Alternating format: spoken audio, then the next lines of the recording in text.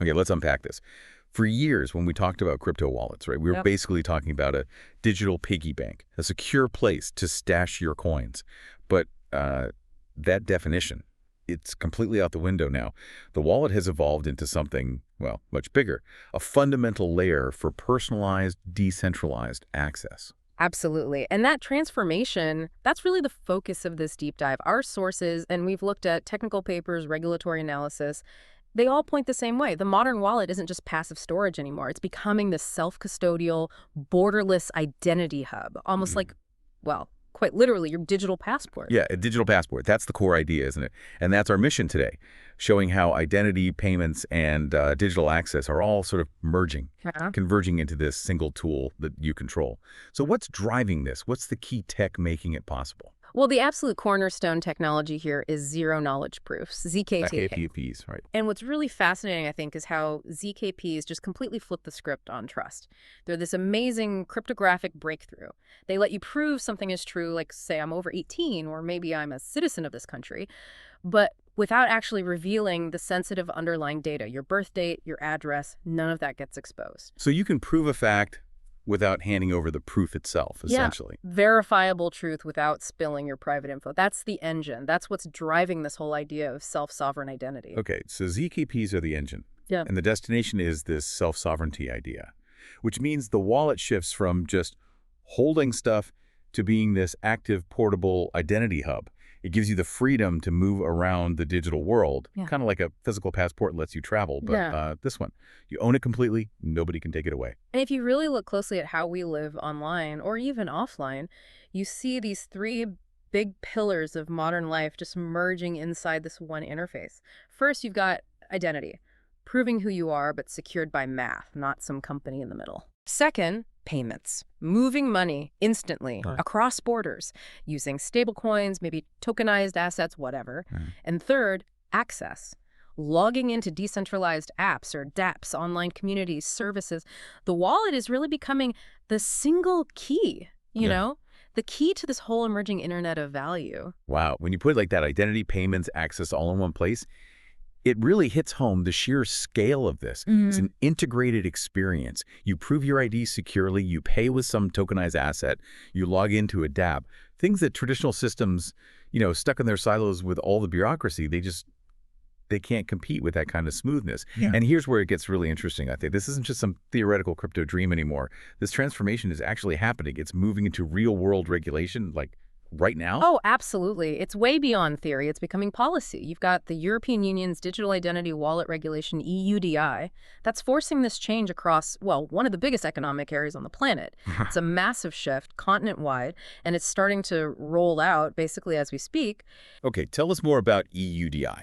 What does that mean practically? Like, what kind of documents are we talking about, and when? So starting late 2025, going into 2026, citizens in key EU countries, think Germany, France, the Netherlands, Poland, they'll be able to store critical state-issued documents right on their phones, and these will be verifiable through secure digital wallets. We're talking driver's licenses, health cards, professional certificates, even national IDs. This isn't some niche crypto thing. This is governments mandating integration. Right. And that brings us to this idea of a hybrid identity system, which our sources really emphasize. It's this blend, this integration of those state-controlled digital ID wallets, which are, let's face it, centralized, blending them with the privacy and self-custody strengths of Web3 tech. And the real power is in how that hybrid model works day to day. Just imagine using one credential stored in your wallet, right? You use it to verify who you are at airport security. Okay. Then, maybe 5 minutes later, you use that same credential to securely log into your normal online bank account. And then, maybe later that day, use it to cryptographically sign a smart contract on some decentralized platform. Okay. It creates this seamless, interoperable identity and access, and the crucial part is you control it across both the old systems and the new decentralized ones. That immediately sounds like a huge win for just reducing hassle, Yeah. less friction. But okay, let me push back a bit. If I'm storing my national ID, my driver's license, my health info all in one place, even if it's a wallet I control, isn't that just creating like a super attractive target for hackers? A digital honeypot, but one that's my responsibility. That's a really important question, and that's exactly where the tech stack itself comes in to handle that risk. It forces us to be clear about the two core pieces of tech working together here. Those zero-knowledge proofs we talked about, and something called verifiable credentials, or VCs. Okay, so we know ZKPs are the how you prove stuff without showing the data. Yeah. So what are verifiable credentials? How do they fit in? How do they protect us? Right, so VCs are basically the standardized digital containers for the documents themselves. Think of a digital version of your diploma or your passport data. They're cryptographically signed by whoever issued them, the university, the government, the hospital, whatever, and they live directly in your wallet.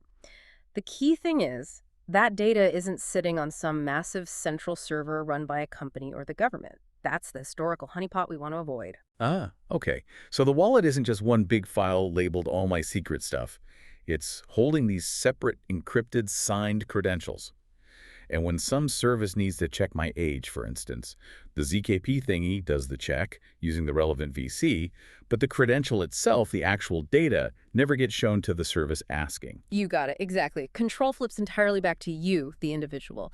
Your identity is owned and managed by you, secured by some pretty heavy-duty cryptography. It's not rented from some corporation or government that keeps this huge, tempting database for criminals. That is what we mean by the user-sovereign model. Okay, that makes sense. And the wallet, it hasn't forgotten its roots as a money thing either. It's just adding layers. Beyond identity, wallets are seriously shaking up payments and global commerce too. Our sources point to some big innovations there, especially with tokenized assets and instant settlement. Yeah, the ability to just zap stablecoins or, like, tokenized real estate shares across borders anytime, day or night, with super low fees. That's already a massive advantage over traditional banks, right? But the really big user experience booster, the thing that makes it much smoother, is gas abstraction. Gas abstraction. Okay, let's pause on that. Because those who follow this space know, traditionally, if you want to do anything on Ethereum or Polygon, you need ETH or Matic just to pay the network fee, the gas. Right, and that's a huge pain point, massive friction. If you only have, say, USDC stablecoins, you constantly have to go swap a tiny bit into ETH just to make a payment happen. It's annoying. Gas abstraction gets rid of that step. It means you can pay those network fees using any token you already have in your wallet. Could be stablecoins, could even be like tokenized loyalty points in some cases.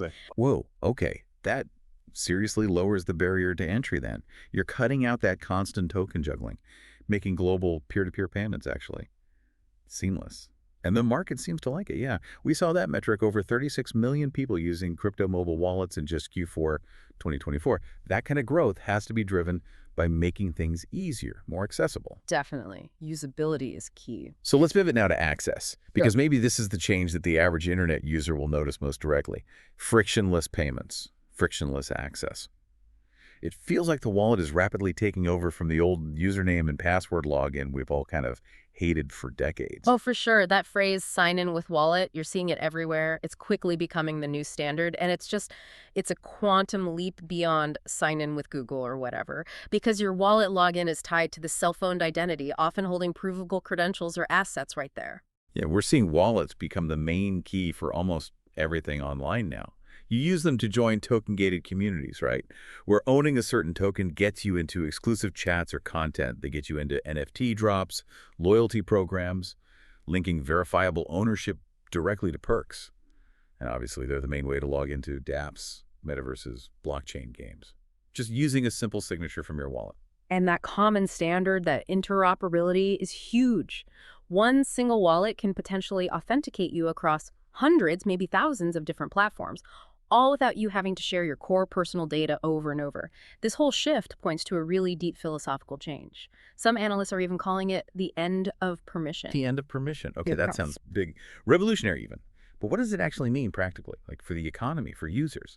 Well, think about how things usually work. You want a bank account. You need the bank's permission. Join social media. Platform's permission. Access government services. Their permission.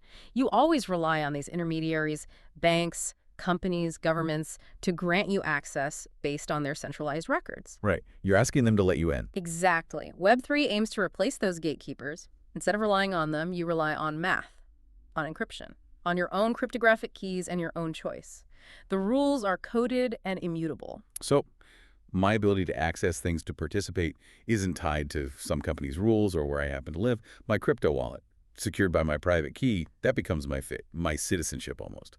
For the digital world, borderless, self-owned, censorship-resistant. That's precisely the idea. We're seeing the shift from internet users being basically digital tenants, just renting space on platforms, to becoming actual owners. You see things like ENS, the Ethereum name service, making it easier with user-friendly Web3 usernames instead of those long, messy wallet addresses. It simplifies that identity layer. Prediction is, in the pretty near future, we won't log in with passwords. We'll cryptographically sign in with our wallets. Okay, so pulling this all together, what does this mean for you, the listener? We've walked through this whole evolution. The wallet started as just storage. Now it's becoming this universal layer for identity, for access, for finance. It's the key to digital sovereignty, really. Yeah, the core takeaway has to be that this isn't some distant future thing. It's happening now. You've got regulations in Europe pushing it. You've got tech like gas abstraction and ZKPs making it viable and user-friendly. And the whole direction of travel is about shifting ownership, shifting power away from the big central players and back to the individual. Which leads us right into our final provocative question for you today. And this one comes straight from the research we looked at. Do you think digital wallets eventually replacing physical passports? Is that inevitable? Is that just where this tech leads? Or is the burden, the responsibility of truly holding your own keys, securing your entire digital life? Is that just too risky for most people globally? It's a tough balance, huge convenience versus total personal responsibility. It's a profound question, absolutely. And understanding how crypto is reshaping identity, payments, freedom, that's why we do these deep dives. And look, this kind of discussion, the research involved, it's only possible because people like you listen and engage. So if you found this valuable, if it sparked some thoughts, please do subscribe, maybe drop a comment, like the video, engage with the content somehow. Honestly, that interaction really helps. It boosts visibility in the algorithms, lets more people find this, and frankly, it ensures we can keep putting in the work to create quality, well-researched crypto content like this one. Couldn't agree more. The future of access is unfolding right now, and it looks like your wallet is holding the key. Thanks for joining us for this deep dive.